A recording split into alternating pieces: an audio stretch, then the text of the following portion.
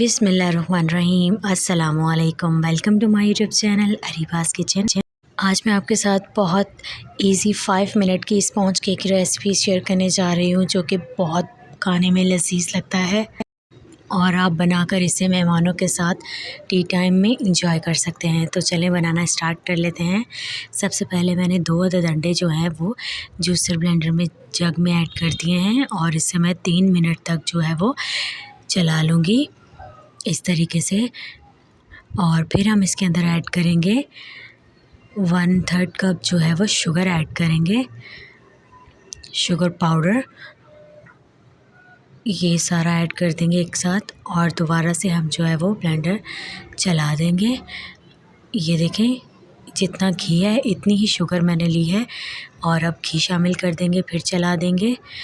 और घी चलाने के बाद अच्छी तरह से मिक्स होने के बाद उतना ही जो है वो दूध ले लेंगे, वो भी इसके अंदर ऐड करते जाएंगे और जग को ब्लेंडर को चलाते जाएंगे।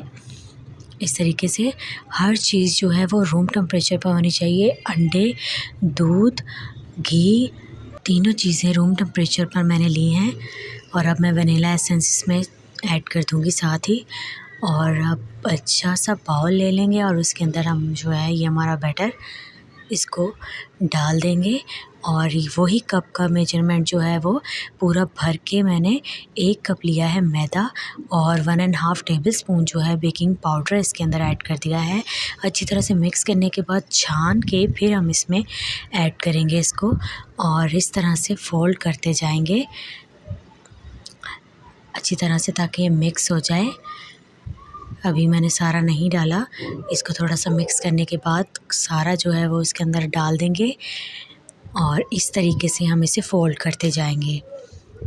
इतना हमें फ़ोल्ड करना है कि ये बिल्कुल जो है वो लम्स फ्री हो जाए, कोई भी लम्स इसके अंदर नहीं रहना चाहिए। स्पून की मदद से थोड़ी सी मेहनत तो लगेगी, लेकिन बहुत अच्छे तरीके से और बहुत जल्दी हो जाएगा।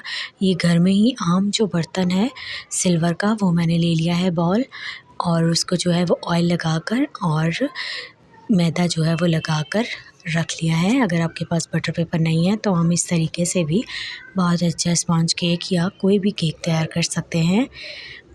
और अब हम इसको जो है वो पूरे बैटर को इसके अंदर जो है डाल देंगे और इस तरह से टैप टैप कर लेंगे ताकि सारे बबल्स जो हैं वो रिमूव हो सकें।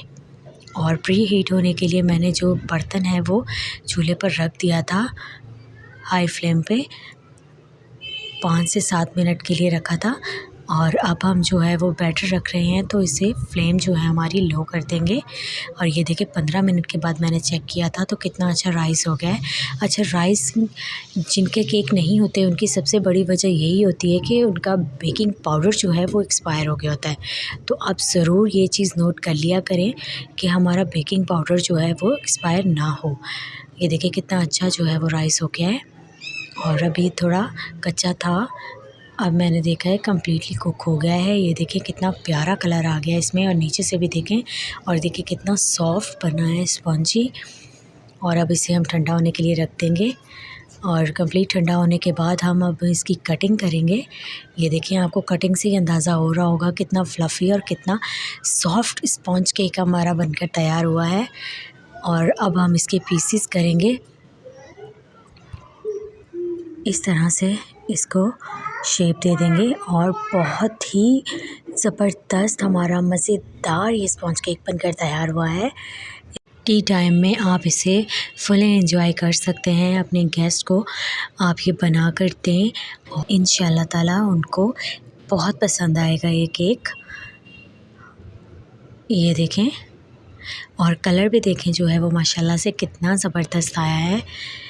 साइड से जो है ये हल्का सा क्रिस्पी सा और बहुत ज़बरदस्त अंदर से सॉफ्ट सा केक है और मैं फुल एंजॉय करके मैंने इसे जो है वो खाया है। देखें, आपको देखने से ही अंदाज़ा हो रहा होगा, चीनी भी मीठा भी एकदम परफेक्ट है बिल्कुल।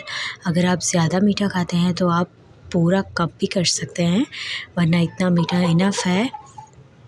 ये देखें और इस तरह से अब हम इसे पीसेस में कट कर लेंगे और टी टाइम में इसे इंजॉय करेंगे। तो आई होप रेसिपी आपको बहुत अच्छी लगी होगी। तो जल्दी से कमेंट करके मुझे बता दें। और जिनको और ज़्यादा मज़े मज़े की रेसिपीज़ चाहिए तो वो जल्दी से चैनल को सब्सक्राइब कर लें और बेल आइकन पे भी प्रेस कर दें ताकि उनको आने वाली सारी रेसिपीज़ का नोटिफिकेशन सबसे पहले मिल सके। और ये बिल्कुल फ्री भी है। और फेसबुक वाले मेरे फेसबुक पेज को फॉलो कर लें और इंस्टा वाले जो हैं मुझे इंस्टा पर फॉलो कर लें।